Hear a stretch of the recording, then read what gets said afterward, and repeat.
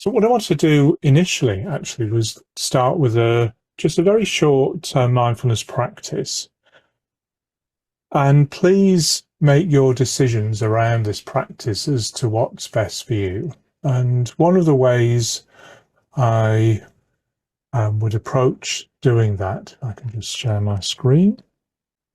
So if I'm working one-to-one with folk, or in a kind of in person, I should say, then what I actually like to do is print out some little laminated cards that really emphasize how I would hope people would make choices whenever we're doing a practice for what's right for them. And so I would have on a card like this that mindfulness helps you make choices that are right for you. So if a practice doesn't seem right for you, please stop and choose to focus on doing something else. And I'd be talking through this. And maybe there's something else you prefer to do, another kind of practice. Maybe there's another sense from what I'm suggesting to focus on. But there can be all kinds of other things you might do. Sing a song in your mind, plan a trip, pray, give thanks, plan a shopping list, have a snooze, have a daydream, or something else. So, and there's something really important here about if mindfulness helps us do anything, I would say it's about making choices that are helpful in our lives. And so a really good place to be practicing making those choices is actually about whether we do a mindfulness practice or not. So there's something that's a really kind of mindful and self-compassionate choice, I think, about saying, you know what, I've done enough of this, or that one's not for me, I'm going to do something else. Particularly when we're beginning to practice mindfulness, setting out. So bearing that in mind, what I'm going to suggest we do is I'll offer you some, I suppose, a guided practice around what we can see, what we can hear, something you can hold. Maybe if it feels right for you to focus on the rhythm of some breath movements and some combinations of these. And with each of these, what I'm going to be inviting you to do is to notice if your attention has moved away from what you've chosen to sense, or a combination of those senses, and then invite you to see how it is to return some of your attention back to what you're choosing to sense. And can we do that in an easygoing way? And as I say, at any point you feel you've done enough, want to stop, please act on that and do what's right for you. So when we're doing a mindfulness practice like this as well, you might be preferring to have your cameras on or off, as you prefer, just to be more in your own space if cameras are off, just making decisions again about what you feel is going to be best for you. So with looking, if you choose to start with that, can you find something in the room you're in, or even through a window, just something to rest your gaze on, a comfortable object to look at? And just notice what it's like to really pick out the details of whatever it is you're choosing to look at. Could be its colour, its shape. Is it still or is it moving? You might find that moving your head a little bit kind of just slightly changes your perspective on the object. Or maybe you find it's helpful to move your eyes around the edges of the object. Or perhaps you prefer to keep everything more still. But as you're looking at that object, you might find at times your attention wanders off, getting caught by something else. That's just part and parcel of what happens when we practice mindfulness.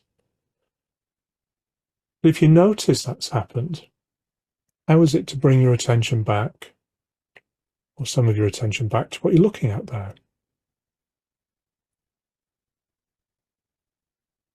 Maybe doing that just for a little while longer.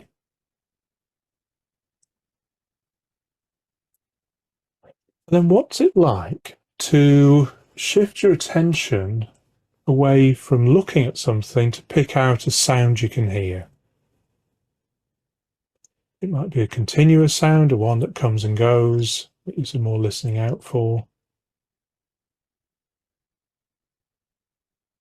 Can you do the same sort of thing with that? Noticing the details of how that sound changes moment by moment. And then when you find your attention gets caught by something else, how is it to gently unhook some attention from whatever's caught it and gently bring your attention back to the sound you're listening to? So I'll stay quiet for a little while to make it easier maybe to do that.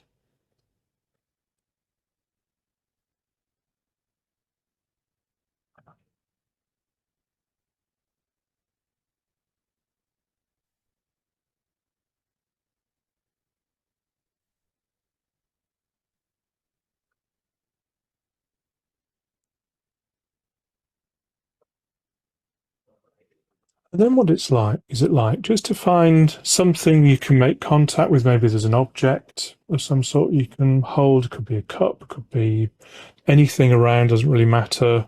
Or just resting your hand on a surface if there's nothing particular to hold. But notice what it's like to make contact with something. And like with looking and listening, how is it to pay close attention to the details of what you can feel there? Maybe the texture, the temperature. How is it to have your hand at times still maybe, or moving?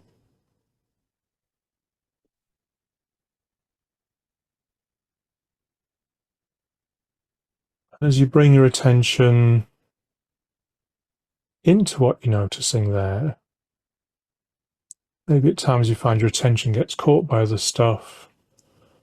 And when that happens, how is it to bring some of your attention back once more to what you're feeling there with that sense of contact with whatever you're holding or in contact with?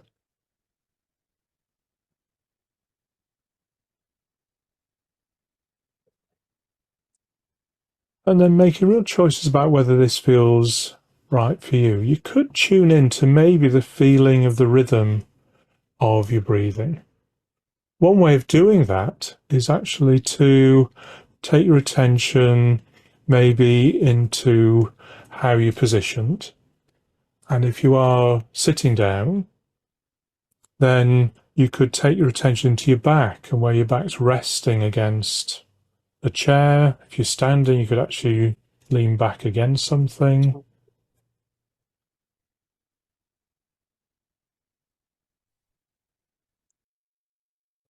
And see if you can start to pick up the little movements that happen with the rhythm of your breathing. As you're breathing in and breathing out, there can be little shifting movements in your spine, sort of leaning forward, moving back, changing sense of contact maybe there in the back of your body. What's that like to bring into focus for a little while?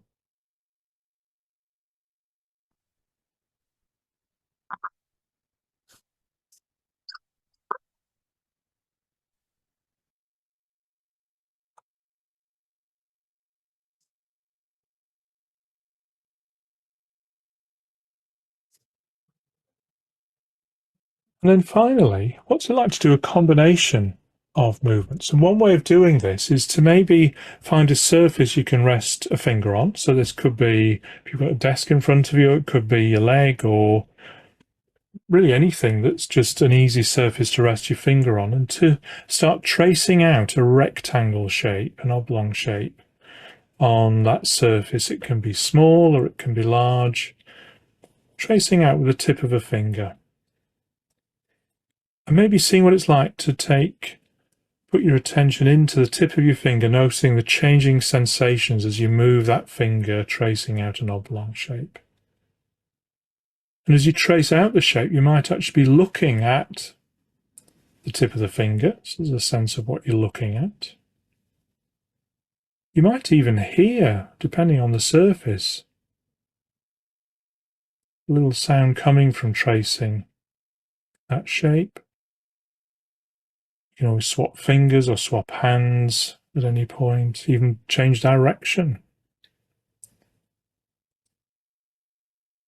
And then What might it be like to link the rhythm of your breath to that? So it could be as you move your finger from one corner to another of the rectangle, maybe you're breathing in. As you go around another side, you're breathing out. The next side, breathing in, out the next side, at your own rate and rhythm, very much led by what's your rate of breathing, faster or slower.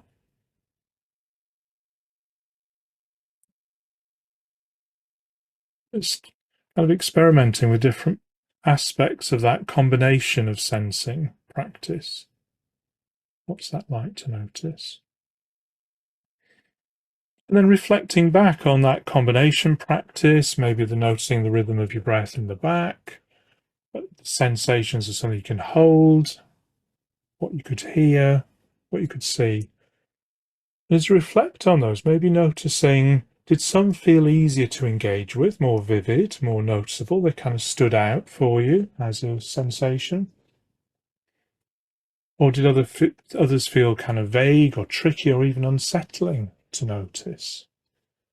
And what I was going to invite you to do is to have a little go at that to link into, but whichever you're choosing to access this by, then there's an option here to select which of those sensors there felt easier to bring your attention back to.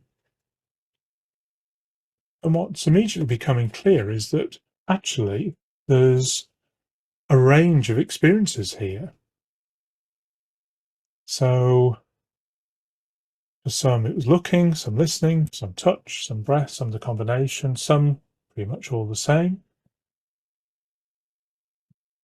I would actually say when I do this kind of thing with a group where most folk haven't been kind of doing much mindfulness before, breath often is one that's a lower level one. And the kind of touch and combination ones tend to be quite common.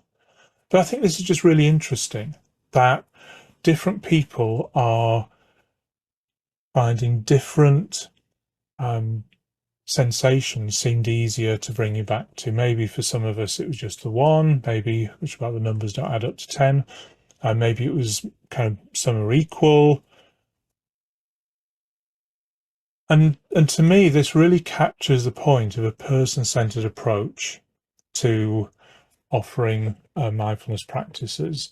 What's often been the case in the past is how when practices are offered, there is a default assumption as to there being a particular way that the majority of people, if not everyone, is going to find helpful in terms of mindfulness practice. Very commonly, that would be breath-based mindfulness practice. Possibly some mindful walking, maybe some kind of body scan, but the dominant practices that might be present all the way through a typical mindfulness course is often a sort of an 8-week type course, may often be breath-based practices might predominate throughout. And if you're someone who breath just isn't that engaging a mindfulness practice, this is already creating a barrier to you being able to have an experience of mindfulness that's meaningful to yourself. For a lot of people, actually, the experience of breathing is so vague, so hard to notice, that it just gets drowned out by other sensations, what they're thinking about as well. Just it's hard to come back to. Whereas if they were given the choice of an anchor for their attention, if we could call these things anchors, then it might be for them that actually sound is so much easier to notice and return to than breath ever is. And given a choice, that would be their go-to practice. So let me just stop sharing that. So I don't know if anyone has any kind of thoughts or reactions to just that diversity of responses that comes there with the different ways in which folk, just in this very brief initial experience of a mindfulness practice. I really like doing this kind of practice at the start, very early on in a mindfulness course. In fact, the first thing I might be inviting people to do is just notice kind of one thing that stands out for them in the room they're in, and then maybe saying the name as a way of introducing themselves.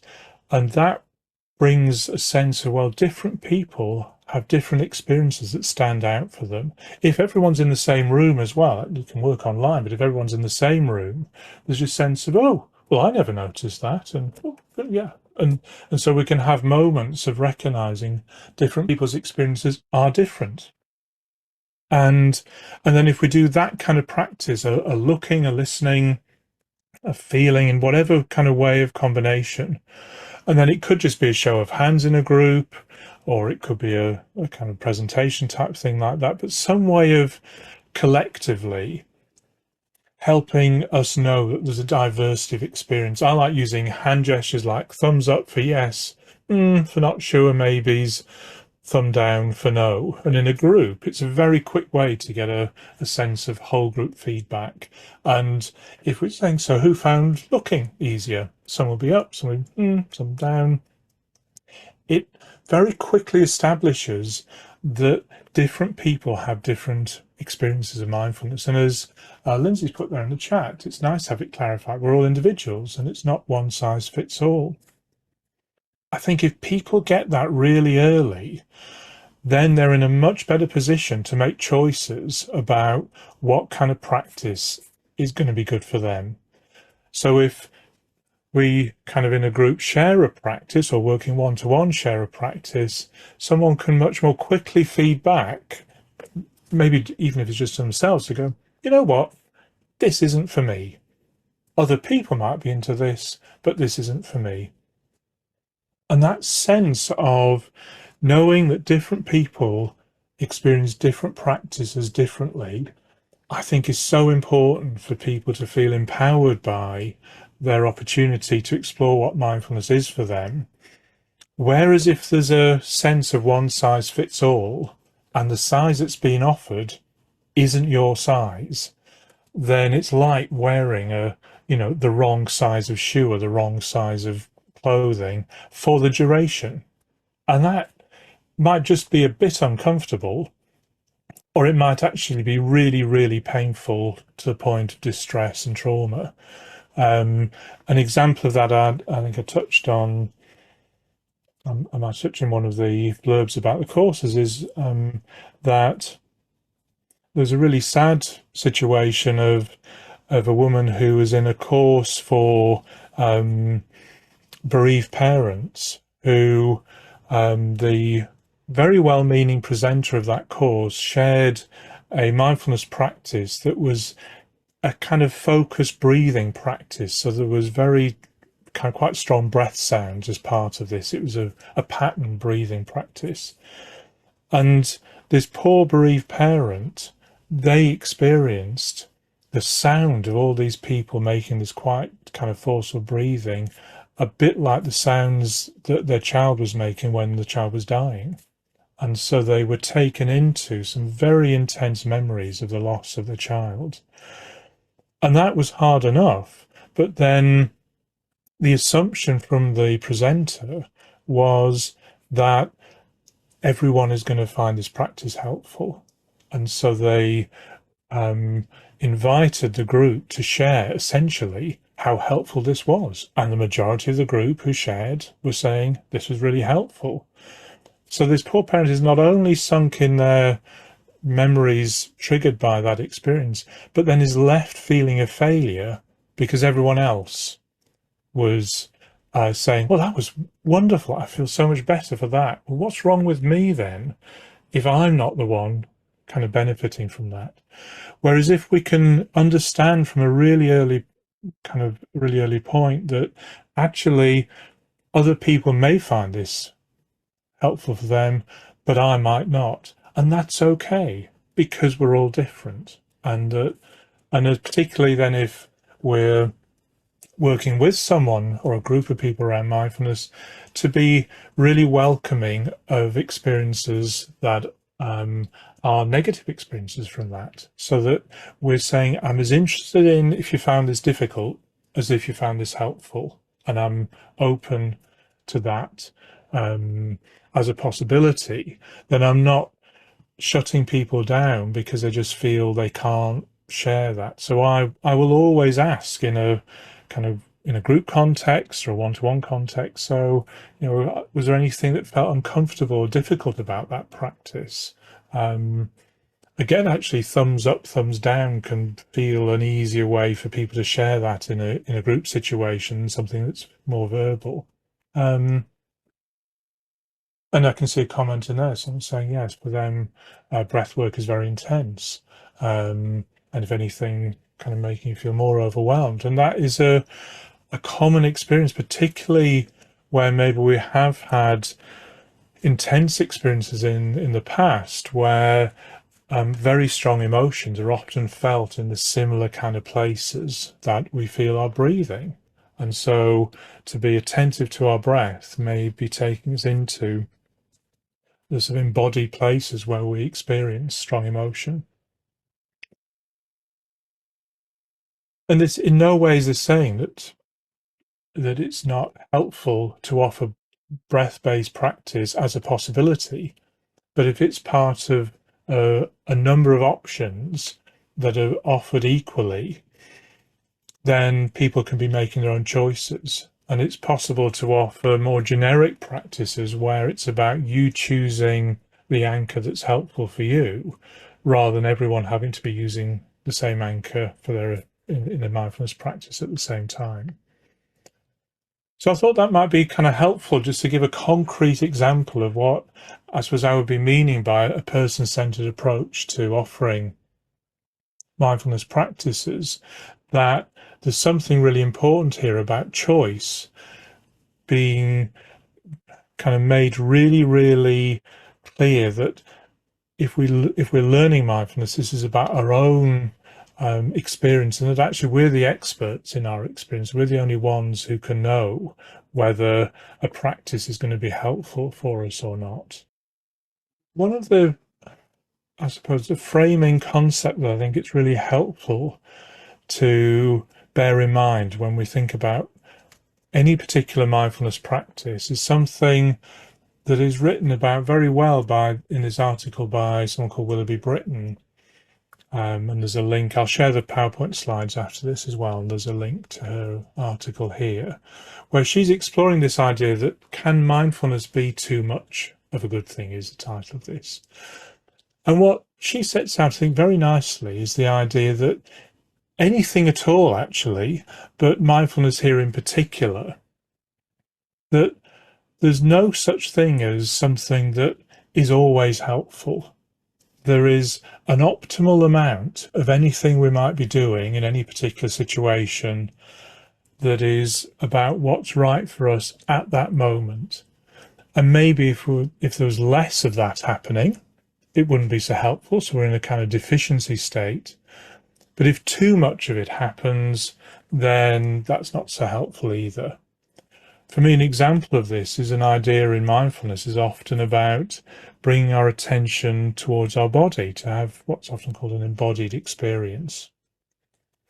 And there are times when it's really helpful to develop our ability to notice what's happening in our body. Maybe it helps us tune into early warning signs of stress that might be shown in certain changes in how our body is reacting, maybe tensions or agitation somewhere.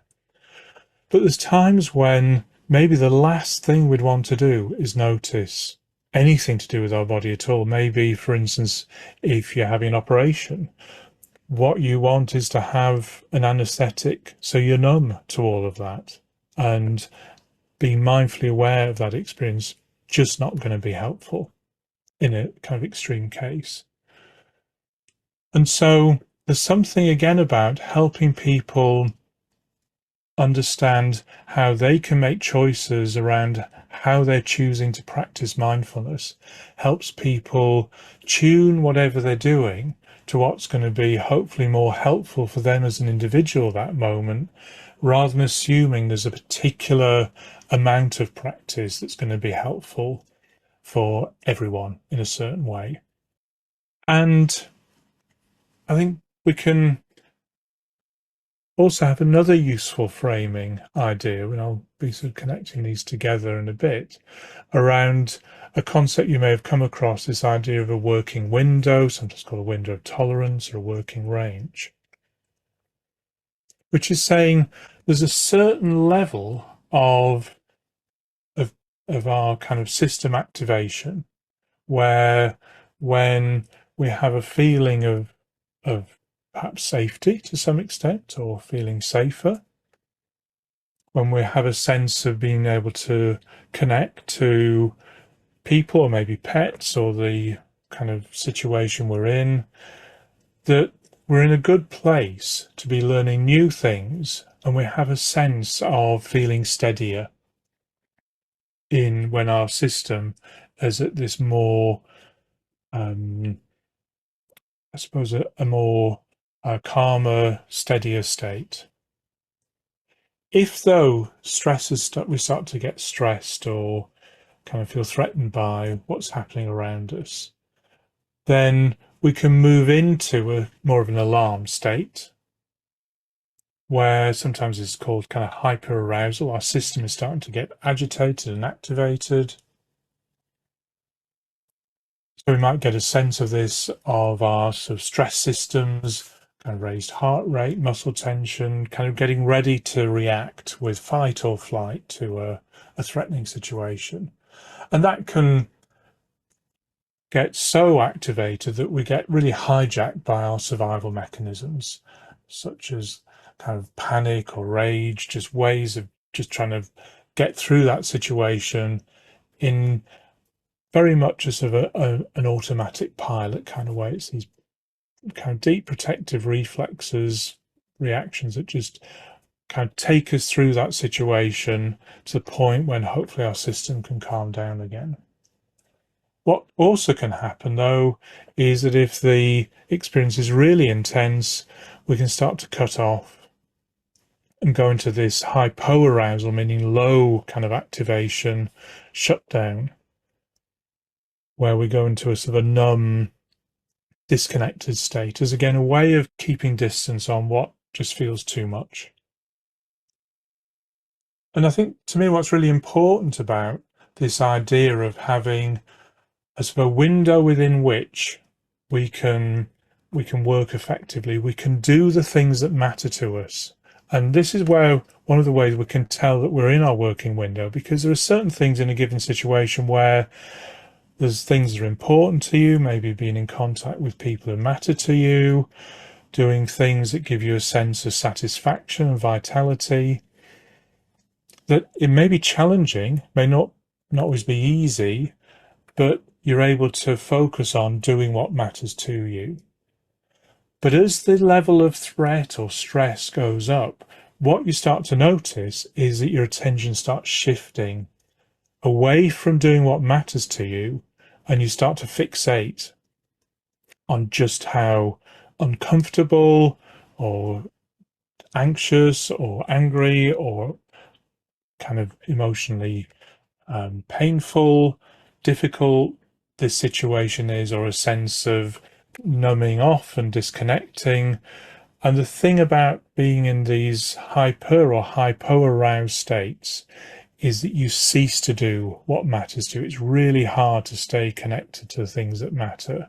Your attention, as I say, shifts to the reactions we're having to that situation. And what happens is we stop learning, generally. We reinforce the experiences we have had of getting through difficult situations. We aren't in the best place to be learning something new like mindfulness. And just to finish kind of these ideas off, to frame that in terms of learning something new, then to use those same colours, if we have a sense we're having green there, our working window, then if we want to be learning something new, then ideally we want to be in a situation where we're close to or within that working window to maximize our chance of being able to learn something new. And that new thing could be mindfulness. So part of learning any new thing is just actually getting familiar. What's it like to learn this right now? Do I feel I'm in a good place to be learning? Do I need to change some things to feel more confident about taking on some new skills, some new learning? Just getting kind of familiar with this learning situation. Hopefully, if we can have some degree of familiarity, we can start experiencing a sense of steadying, of bringing our attention bring our experience when it goes out of that working window to help steady ourselves back into feeling more in that working window again. And in particular, if we're finding mindfulness practices that for us are steadying, it can help us have our own experiential learning of there is something useful here, that when I practice mindfulness, I was feeling out of my working window, but actually doing this, I'm feeling like I can steady myself. And once that becomes an experience that people have, then what becomes possible is to do some resilience building. So how is it to find a way of steadying yourself in situations that are gradually, steadily becoming more challenging? And if I can have an experience that I can come back to feeling steady when I'm um, I'm kind of moving out of my working window, kind of going past the edges of it, but I can help myself come back into a sense of steadiness, then actually I'm having a very powerful learning that situations that previously I might have avoided because I was just getting pushed into overwhelm in some way, actually now I know I'm going to be okay. It may not be comfortable, might not like it, but I know I'm going to be okay. I've got more confidence in myself, being able to steady myself with this. And so that's what's trying to be represented by that green wedge, increasing that where my working window may have been quite narrow before in terms of different situations, I kind of was able to feel steadier. It's widening out, so I've got more, there's kind of more challenging situations now I feel okay in. And from this foundation, then having learnt about how I can start to widen that window in one context, then this is a good foundation then to be exploring that in different areas as well. So to me, there's something about, if we want to be working in a person-centered way, it's helping people find what's going to be their most helpful way of learning mindfulness, where they're in a situation where they're saying, yeah, I feel a bit safer. I feel that I'm getting experiences of feeling steadier through what I'm doing. And whatever practices I'm choosing to do that with are ones that are kind of a match to my own experience, rather than assuming that the same practice might be steadying for everyone.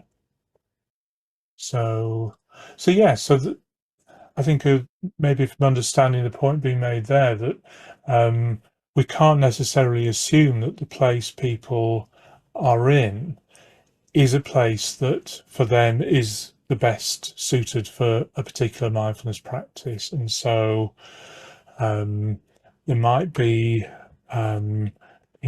where if it's a group situation, someone might be really kind of on the edge of being, or well outside their window, the very fact they're in a group situation.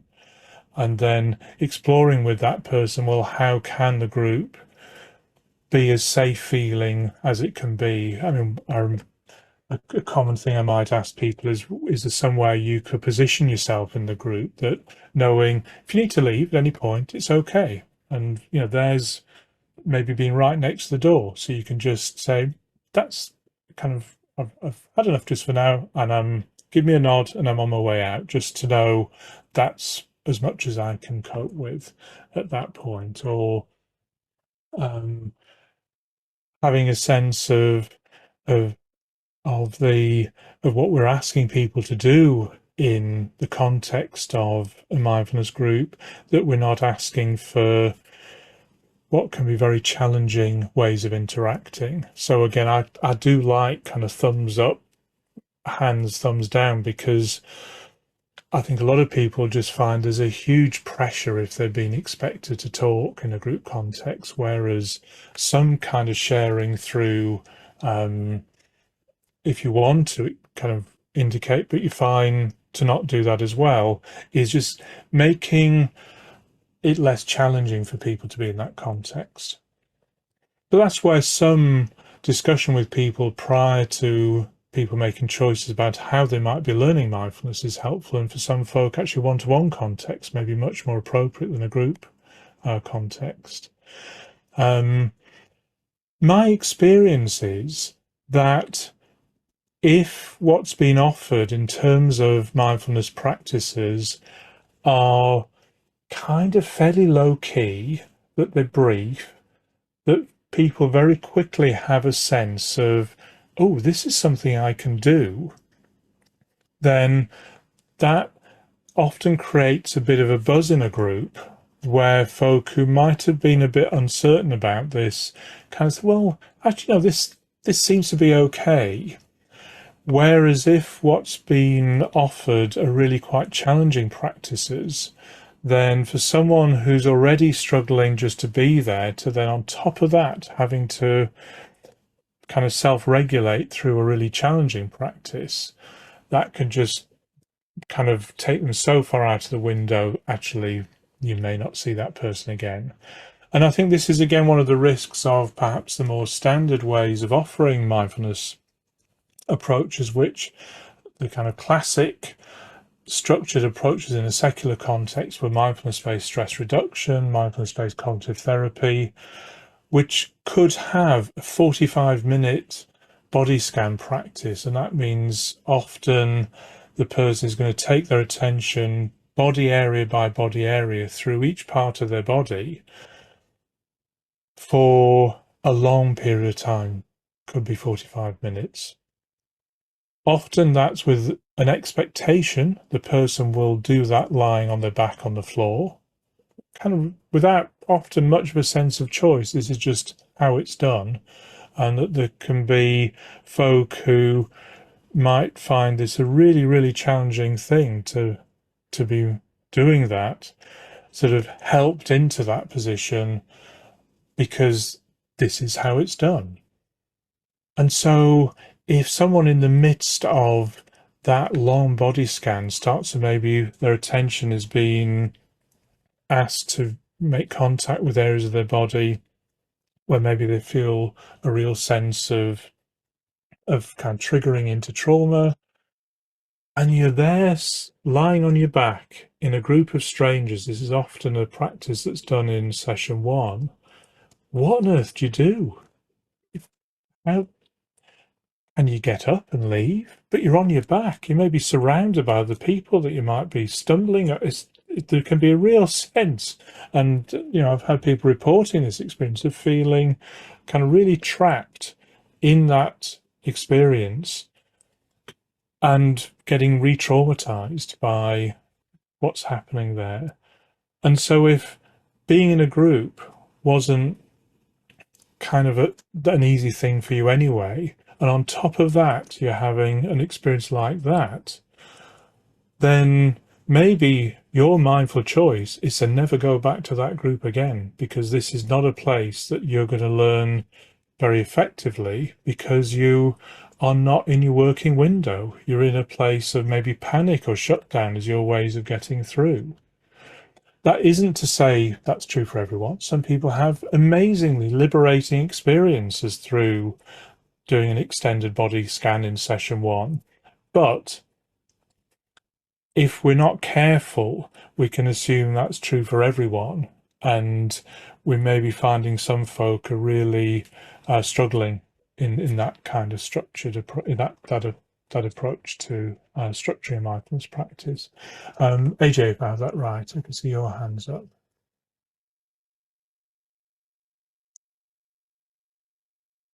If you I'm trying to find the button because I'm on my phone this you've evening. Sorry, managed. guys. Hi, No everybody. worries. Good. Thanks so I think much. it would be helpful, Tim, to share because some of our students here as well, and my colleague here. Uh-huh. The question is always, um, will they be confident enough to teach or to facilitate mindfulness when they're working within an oncology setting or the hospice setting? Mm, And I think it's more related to what you're just saying because um, if they join the course, can they have this confidence of doing, small doses of mindfulness? yeah. Because you need to give the permission and choices to patients that you're working with. So Mm, could you elaborate a little bit more about in terms of their practical yeah. skills that they could actually, how can they be Mm, enriched by this course to be able to confidently know that, okay, I'm only giving small doses and knowing that when to and what and when not to, mm, use the skills within a very, very complex and a sensitive environment, especially yeah. within hospices or oncology setting. Thank you. Mm, absolutely. So maybe just helpful at this point just to bring in, so the mindful resilience enhancement teach training that's offered through the Christie has these two parts.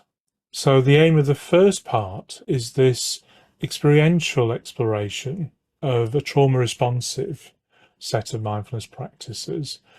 And around that, what we're doing is exploring the theoretical framework that's developed to see kind of how we can offer mindfulness as in the context of the of trauma and the particular aspects of trauma that may be present. And then the second part is then having got a sense of these are this, I suppose, that experiential basis and theoretical framework from the first part, how might I actually then be guiding clients in a way suited to their needs? And in particular, how can I develop my own way of guiding practices that's appropriate to those needs? And so the aim of the first part is in many ways to give concrete experiences of, as you're saying, AJ, these kind of, I suppose, small interventions, small doses of mindfulness, if you wish, that people can have a sense of, this is what this kind of experience is like. This is what another kind of mindfulness experience is like. How can these be put together to build into an approach to teaching mindfulness? How can that be offered in a way that helps people stay within or as close to that therapeutic, that working window as they can while they're learning? And how can those kind of practices be developed so that you can, working with a client or a group of clients, be helping people develop practices that best suit their needs? And a lot of that comes from, I suppose I would say, a process of psychoeducation and empowerment so that people are learning how to design their own mindfulness practices. So they're able to make choices about what kind of mindfulness practice is best suited to them. The particular way that I think is really helpful is to look at how can mindfulness practices initially be woven into the things that people are doing already in their daily routines.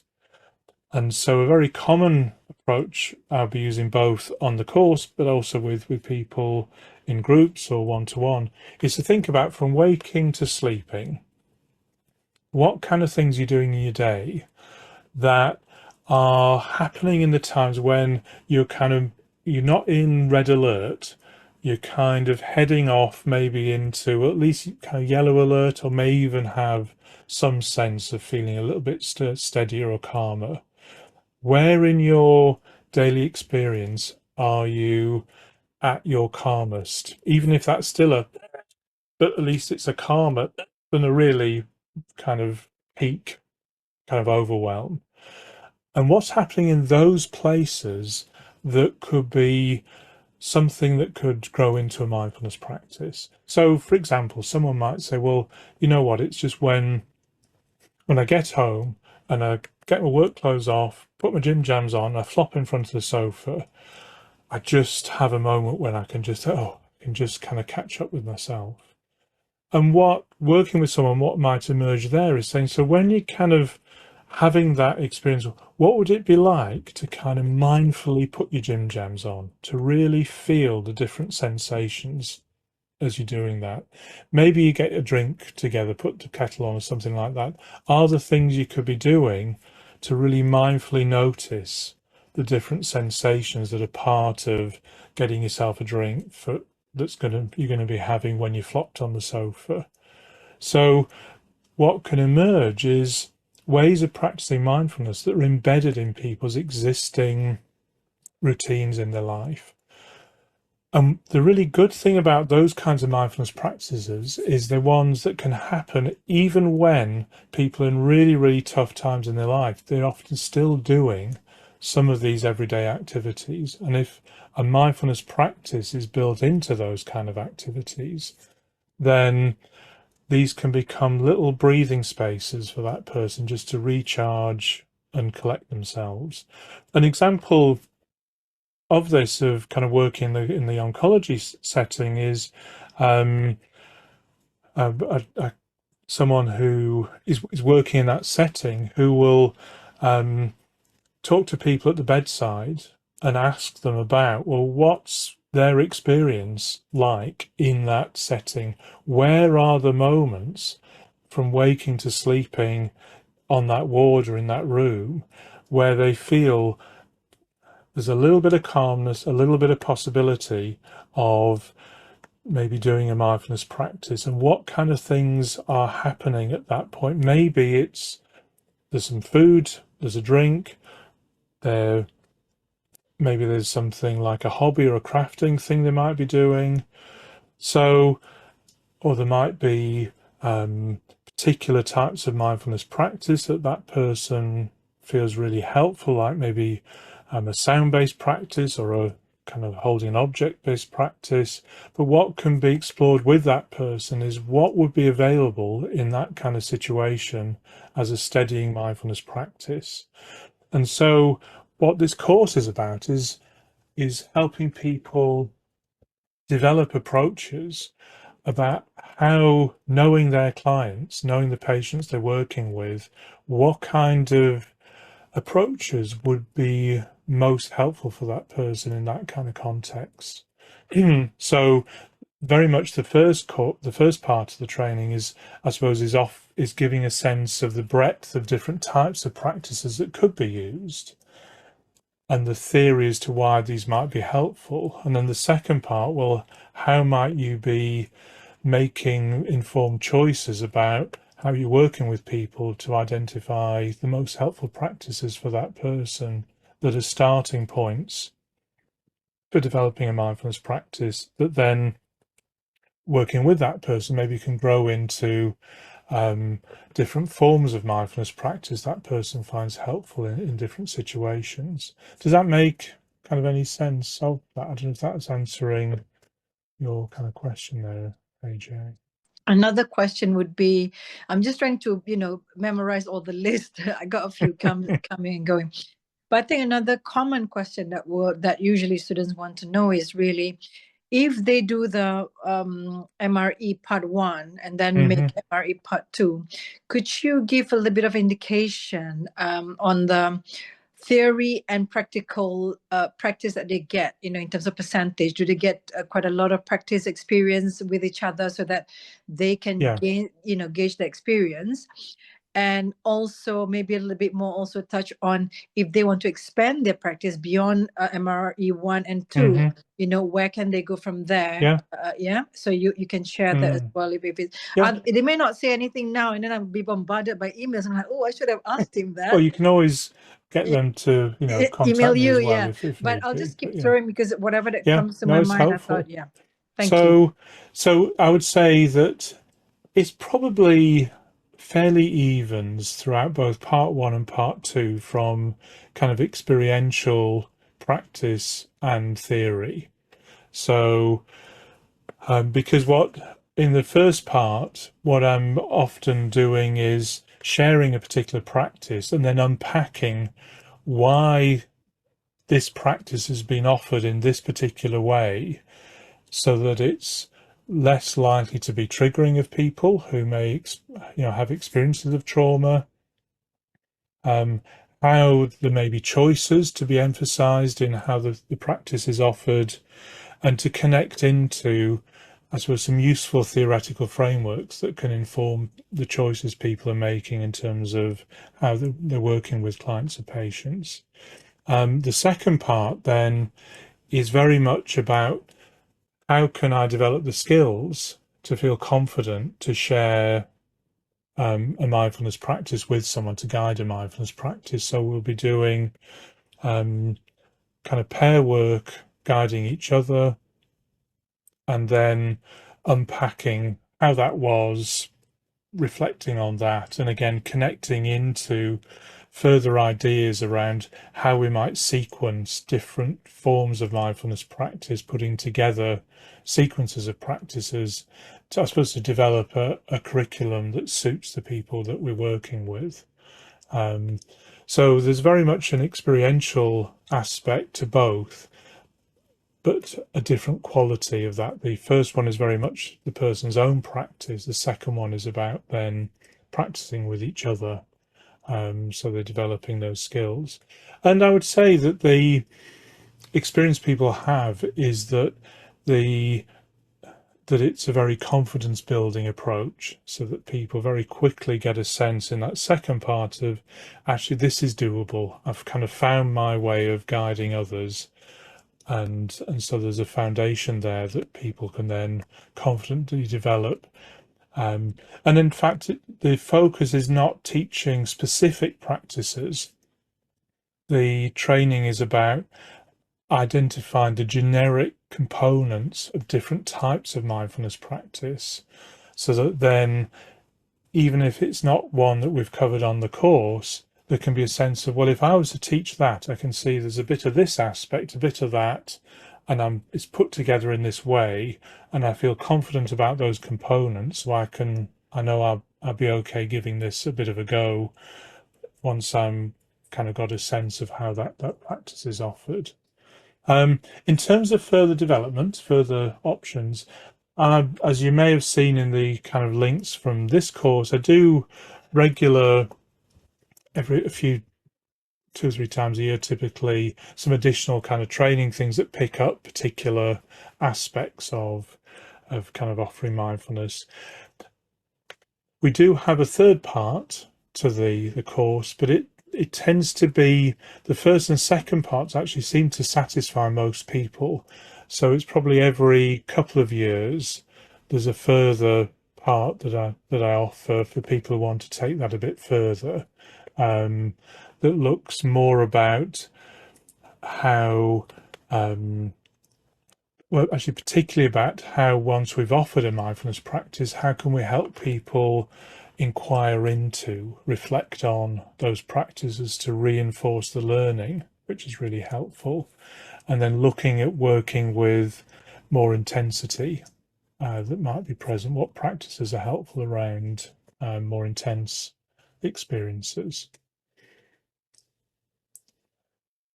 So I hope that helps with those aspects. AJ again, yeah.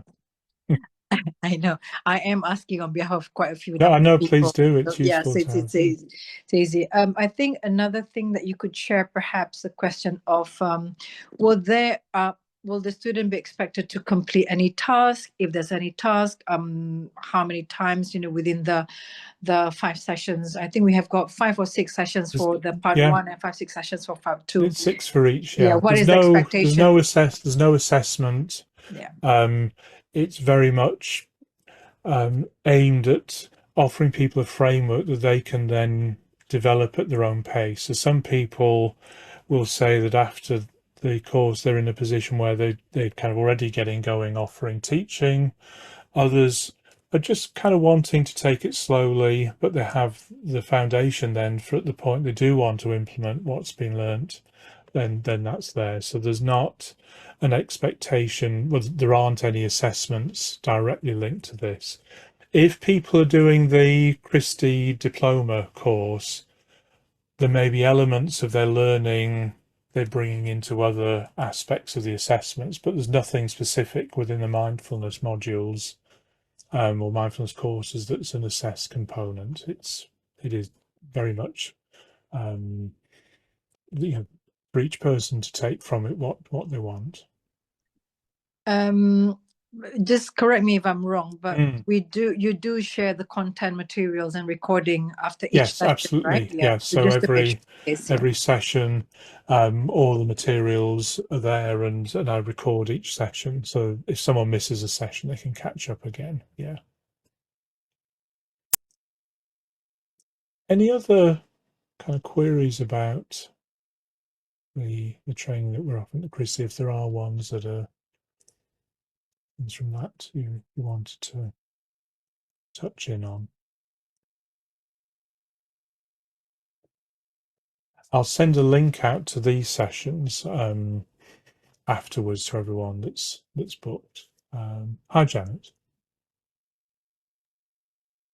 Hi. Can you hear me okay? Absolutely, perfectly, thank Hi, you. lovely. Yeah, it was just a reflection. I was wondering whether you might have any kind of experiences that you'd like to share also in the course about online practice. If there's anything specifically about, if we're working online rather than necessarily all being Yeah. together in a room, particularly in contexts where it might be that some people are, not able to be present for Yeah. some sessions, or mixed practice in that sense. Yeah. If there's anything, is that also kind of covered in the course? Or Yeah. So the session is the training is offered online. I think it's. I think there's two kind of aspects that sort of compete really for the value of in-person versus online.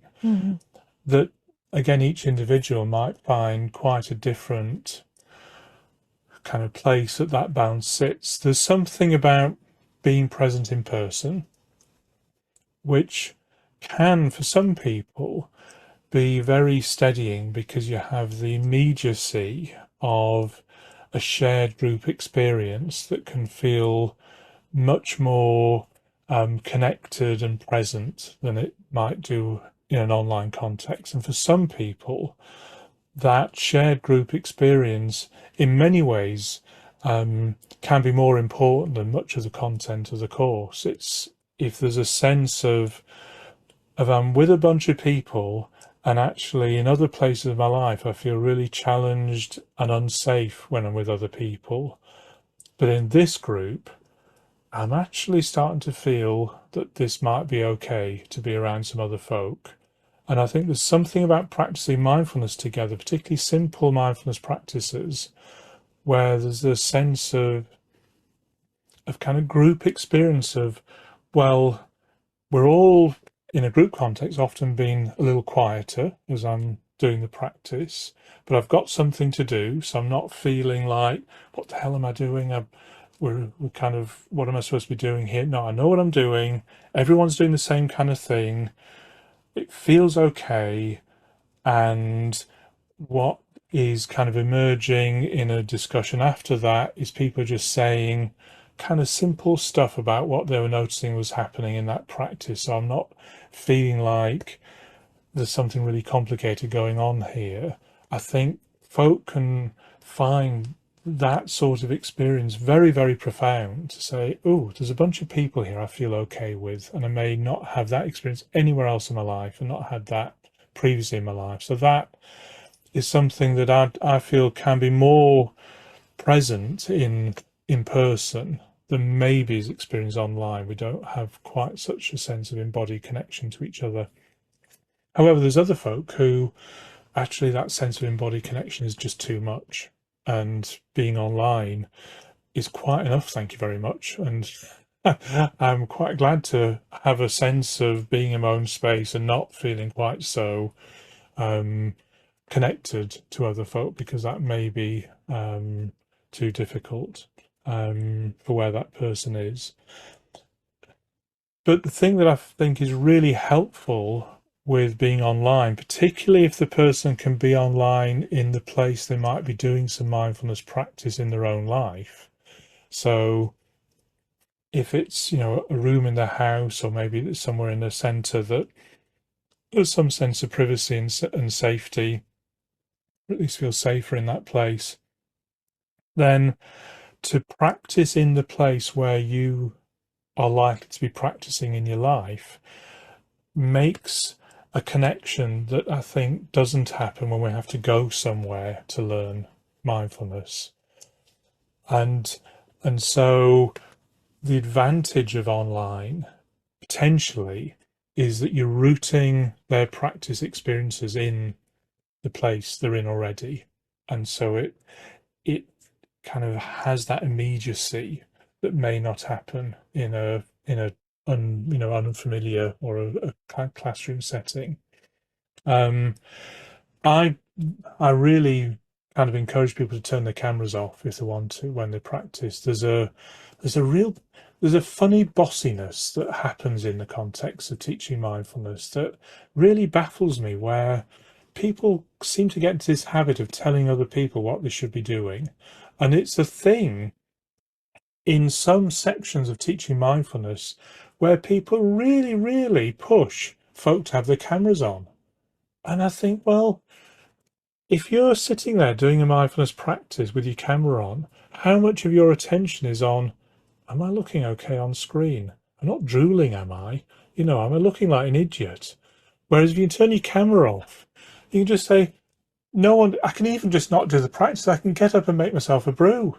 Well, how good is that? So there's a real sense off camera when we're online of people, I feel much more empowered to make their choices about how they're going to do that practice. That maybe feels harder to do in a in-person situation where however much is set up, that please do make your own choices. Well, one of the choices that's maybe being made is that you can't so easily maybe kind of get up and leave the room and come back in the middle of all of that, or whatever. That just makes you feel more awkward to do. So yeah, so I think I'm kind of torn at times. There's times I think, oh, it would be so nice if this group was in person, because there's something here that would be magnified if we were together. But there's other times I can be really wishing that this in-person group, maybe there's some folk here that would really have found this helpful if we're online. And so it's always a bit of a balance between the two. But I think generally having so many more people familiar with interacting on an online space has really opened up mindfulness for folk who otherwise just would never have participated in a mindfulness group. So I think it's been a really valuable thing with all the downsides of COVID, that drive into so many more people feeling able to access online courses has been really helpful. That's probably a bit of a long-winded answer, Janet, but I think it again opens up this idea of how do we bring a person-centered approach to the teaching mindfulness, and that inevitably means there is no one thing. We're always balancing different aspects of Yeah. the No, context. that's all really, really helpful and thought-provoking. And I guess it's making me think about how people might also then create kind of connections with objects or things that they've noticed in their room or that they like to hold that they can Yeah. then have to hand Mm. whenever. And I guess Yeah. that sounds really helpful. Yeah. Mm. Yeah. Thank you. Cheers, Janet. What I thought it might be nice to end with is just to, I suppose, to frame some of what I've been talking about to give a bit of structure to that. And I think this can be helpful in, even if you're not doing this particular training, just to be thinking about, well, if I did want to bring mindfulness into aspects of my work, what kind of things could I bear in mind that help, I suppose, create this more person-centered way of working. let me share these slides here. So hopefully what's really come out of the discussion we've had is this notion of choice. And I think ways we help people make choices is about signposting. So when we did that initial practice, I talked through what I was going to be offering, because if I surprise someone with a mindfulness practice, how do they make choices about whether this is going to be okay for them or not? Whereas if there's detail about what the practice is going to involve, the person can start to make choices about, you know what, maybe this isn't so good for me. Maybe that bit I'm just going to skip over. And that then allows that notion of doing what's right for you, valuing that choice to stop. It gives it a context. We've got the opportunity to practice that. When we give options for which anchors we use, that allows people to be adapting their practice as they go along. There's also choices about, do we do this sat down, stood up? Are you going to be moving around as you practice? Again, things much more maybe possible to be doing in an online context and can be so easy in a more of a kind of in-person context, depending on the situation. There's something important about, can we help there be some sense of safety or feel safer through social connection? And that's connection through a sense of the person that is guiding feels that there's someone who is able, that the person's able to share when things don't kind of go so well and there's difficulties, so that we're communicating really clearly, we're open to all kinds of experience. But also a sense of connection to what's familiar. If we ask people to do a mindfulness practice in a way that's very new to that person, like a body scan, lying on your back. Maybe someone's never particularly lied on their back before in that way, never paid attention to their body in that way. There's a lot of new stuff happening there that makes it hard to kind of feel safe and connected. Whereas if we're inviting people to practice mindfulness in the context of the things they do already, then hopefully there's a sense of familiarity there that allows people to stay more present and connected in that experience. Linked to that is having learning experiences where we're really clear about the bit that is the kind of the point of this practice, what's been learnt.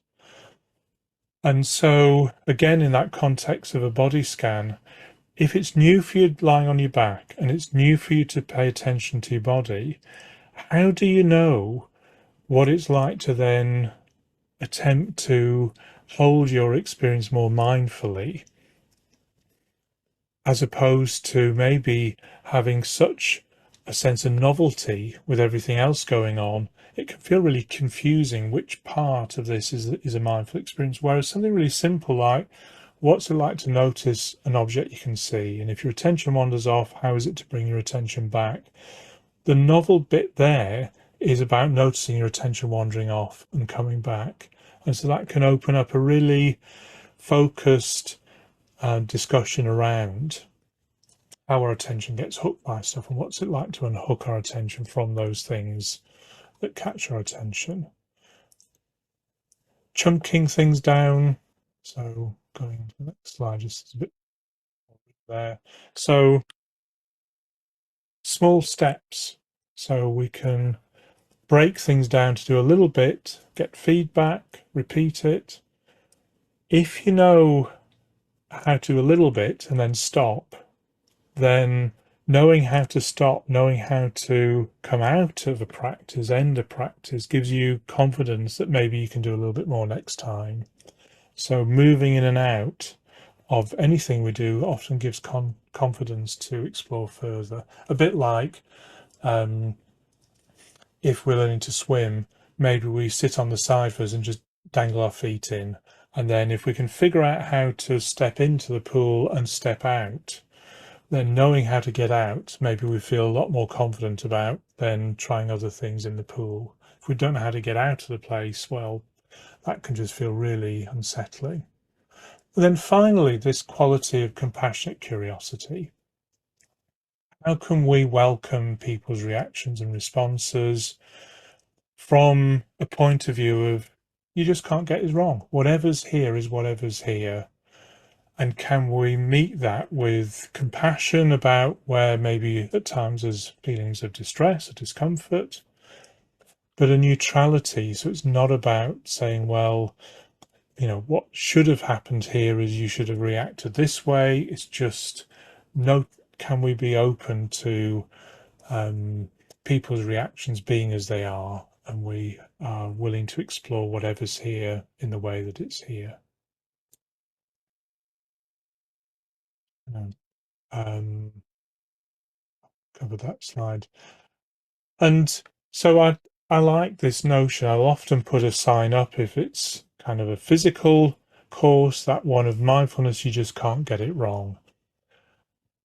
And I just kind of made a big, nice sign that I'd often hang up on the wall about this, and even explore the sense of, well, if this is true, this is a course where you just can't get it wrong. What does that feel like to be doing something where, you know what, I just can't get it wrong? How does it kind of part of you relax thinking, oh, actually, this might be okay, if there's a sense that this is something I can't be getting wrong.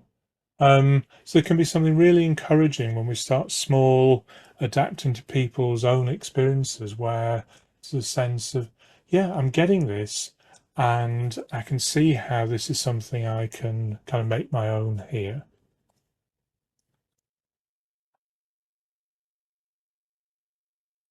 Okay, so again, just to kind of offer some structure around that particular, I suppose, way of framing a person-centered way of offering mindfulness, I think has those kind of components where we're building in ways in which people can be more having more choices in their experience. I thought I might end with another short practice, but is there anything else anyone wanted to kind of raise or comment on before I do that?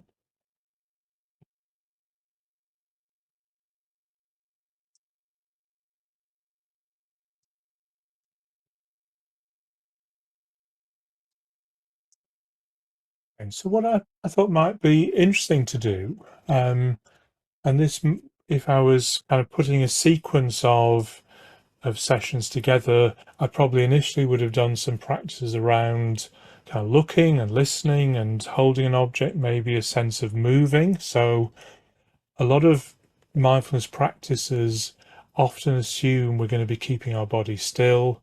And there's a good proportion of folk, I would say often about half any particular group, maybe folk who actually find more active ways of practicing mindfulness really helpful, to be mindful while they're walking or running or exercising or doing things.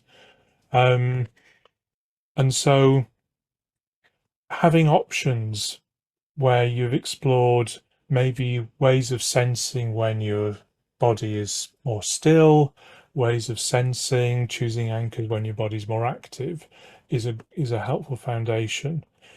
At some point, then I may want to invite people to be noticing the rhythm of their breathing as a potential focusing anchor. So I thought this might be a nice practice to share at the end. So when we're one way of kind of bringing our attention into a steadying anchor can be to find some movement that we find engaging for our attention. You don't have to hold your hands up in the air to do this, but a lot of people find, because of all the sensory, or the sensations we can be aware of in our hands, that our hands themselves can be quite a vivid focus point for our attention. So I was going to offer a practice based on being aware of sensations in our hands. However, if hands aren't particularly kind of comfortable as a focus point for yourself, you could do this with kind of adapt this for your feet, making some movements with your feet, or it could be maybe how you lean in your chair, could be leaning forward, leaning back. So you could experiment with different kinds of movements that feel comfortable for you. If movement just isn't your thing, maybe doing a different kind of practice or just paying kind of half attention to this without really fully engaging. But if being attentive to your hands is okay, then movements that some people find really helpful are kind of spreading the fingers out kind of movements, or so making kind of stars with your hands. Again, your hands can be in your lap, but I'm just showing this so it's kind of obvious.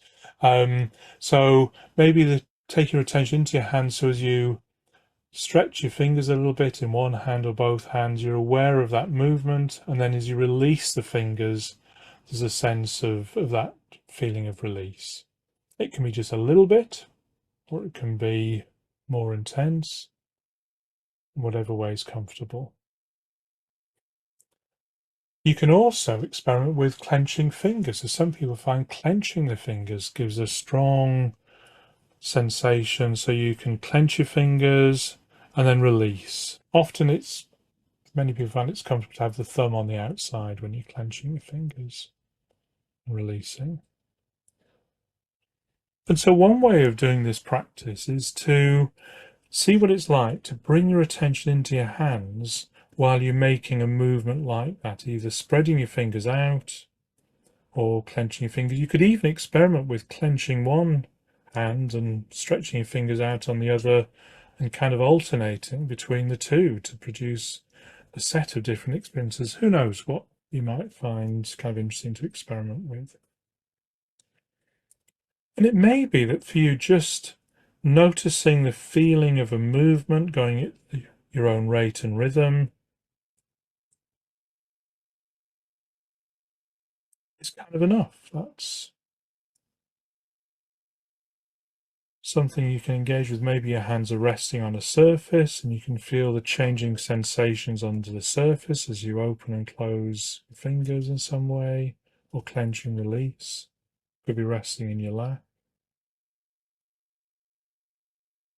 But you might find that there's some kind of link to the rhythm of your breath that feels helpful to bring into this. And maybe one of the movements might feel like they're linked to breathing in, and another of the movements might be about breathing out. So it could be perhaps as you either clench your fingers or spread your fingers out more actively, maybe that's linked to the in-breath. As you release the muscles, let the tension go, then maybe that's a bit like breathing out. But it could be the other way around, just experimenting with how is it to bring a sense of the rhythm of your breath to making those movements in your own rate and rhythm. So it could be faster, could be slower.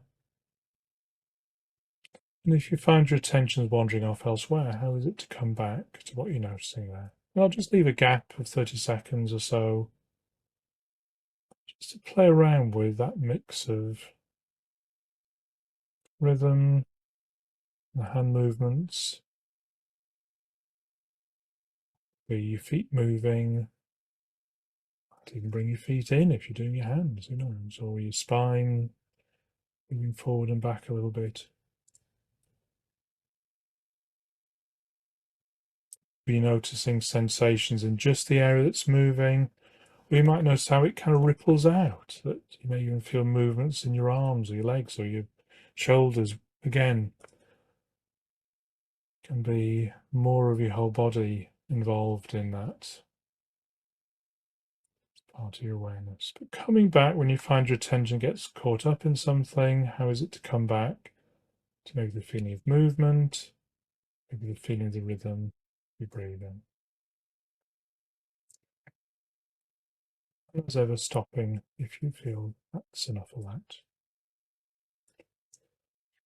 And then kind of bringing that to an end, one thing that can be helpful to do at the end of a mindfulness practice is just to reflect back on that practice and just notice your experience of that. If it felt helpful, then can you just linger with the experience of something that felt helpful there in some way? Kind of letting that imprint, kind of make a mental snapshot or kind of mental post-it of, yeah, perhaps there's something helpful there that you can kind of tune into.